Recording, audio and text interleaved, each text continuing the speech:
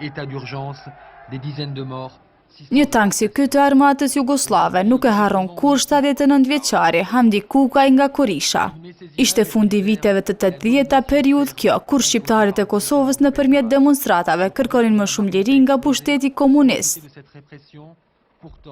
Pak naci kishte edhe në fshatin e Kukajt. Erdhën 3 tanka erdhën. Kur hypa tank, e hine për kapokin poshtë, që dhe më shkili kapokin.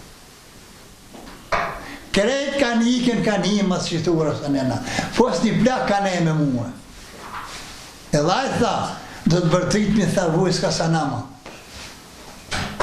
Ushtëria më neve, tha. Një rast tjetër që e mban mend Hamdi Kukaj është dasmja e vëllait të tij në vitet e 60-ta. Përsëri kishte të bënte me flamurin kombëtar shqiptar, që ishte i ndaluar po të mos shoqëroj edhe me atë jugoslav. Janë që ditë këtë dorës më povish këtë ka të flamura. Na vetëm një. 200 krushri me kona. Edhe ka kemi ardhë për funit, për supit, të bashkëzanone, të thonë atë ke përharë flamurë dhe runë flamurin. Për të bëmat e Kukajt flasin edhe bashkëfshatarët e tij.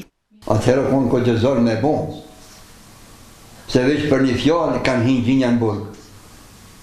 Dhe që ki furë, dhe që ka thonë vëlla ka thonë qështu, kanë fshinë. Dhe kjo që po, se shkonë të bon, të s'ke pasë shka më shekë me ta hiqë.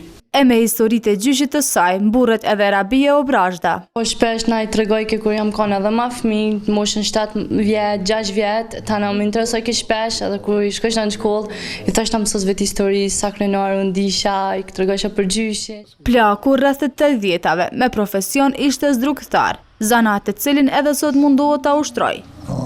Apet baravot, apet me tu kanë herë, sa për vete me pone.